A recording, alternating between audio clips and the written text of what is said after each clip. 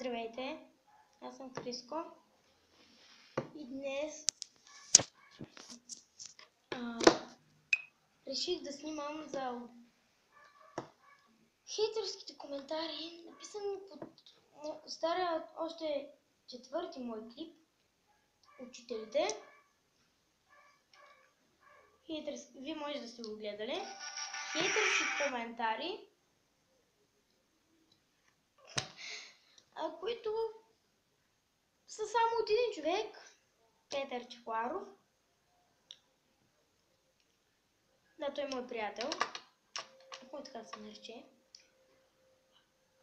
Ми е написал: първо, християне, госпожата ще те оправи. Християне с малка буква. Глупак такъв, вече с големи главни букви. Опа, той се знае своя правопис и го знае. Да, ясно написах някои отговорчета и сестра ми са намеси леката по лека. Написах и съм по-умен от теб. Такива. Ама тук на все пак видеа и някой взе да ме защити вече. Най-сетне някой по-голям от мен в YouTube почва да пише добри коментари, защото обикновено винаги ми пишат 20 годишни ми пишат, че съм лапе, че съм свиня, че съм гей, че съм коли не съм. Един, както виждам, шестокласник, Христо Филипов, ще му сложа линк в описанието. Ще сложа линк към неговия канал в описанието. Написал: лайно, що го обиждаш, бе, умен си бил, такива неща. Не съм лайно, бе, написал той. Обиждам го, защото не го срам да говори така за госпожата, която го е учила и пазила толкова време. Как говоря? Какво викам, Петре? Какво? Тя е смотана, тя вчерашна, тя е ударена. Такова нещо аз не знам. И той пак отговорил: той не я обижда, той я имитира. Какво от това? И аз много пъти съм имитирал класната си учителка, пропусна грешка, пред майка ми, но не и се подигравам. Той го нарича на чравиш. Той го е начравиш. Направил на майтап. Това си е верно. Прави си правописа, нали си бил в първи клас? Може да е бил в първи клас, но поне не се заяжда за нещо, за най-малкото. Той казва, че са досадни и странни. И до тука. И това не го разбрах. И тука, къде да го приближа, момент. Ще направя екранна снимка. Айде бе! Готово, направих екранната снимка. И се включа след малко. И той е написал: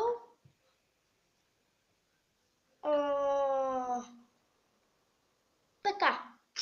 И кой е това така? Не знам.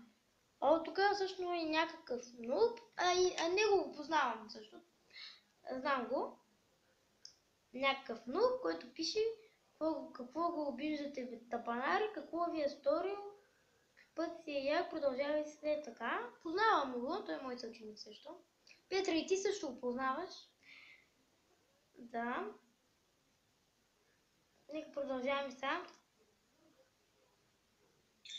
И аз му написах благодаря. И пак този Христо Филипов. И на мен ми е чудно за какво го обиждат. Той не имитира тях. Тук много не мога да стана. Ама да знаете, за останалите, които им чудно, защото много хора са гледали клипа, знам го това. И моите съученици, останалите ми съученици, които, така да се нарече, са от най-добрите ми приятели вече, 181 показвания. Го показаха на учителите. И ако мислят, че ще го изтрия, защото наскоро имах въпрос от приятелка, от една моя приятелка, изтрили го.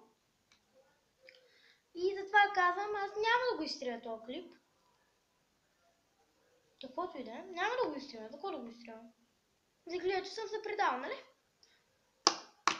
Да знаете само, че аз не се опитвам да ги обидя по някакъв начин. Опитвам се само да направя забавление, като имитирам. Ето сега ще ви покажа едно нещо.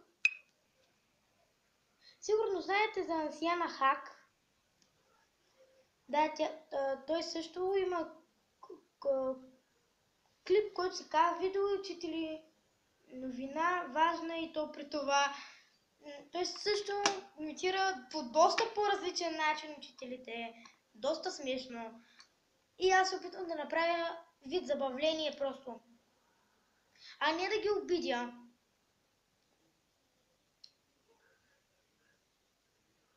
Да, не се опитвам да ги обидя, само ги имитирам. Както Ненчо Балабанов имитира Бойко Борисов. На по същия начин.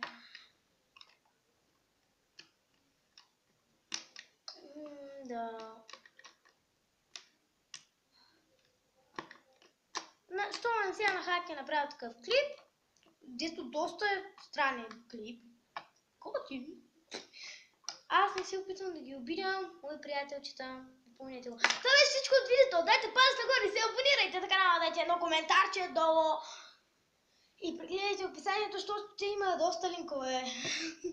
Към Твитъра ми, към Вайбъра ми и към канала на този Христо Филипо. Да се абонирате за него. Той няма клипове, аз съм го виждал. Той живее в Слънчев бряг.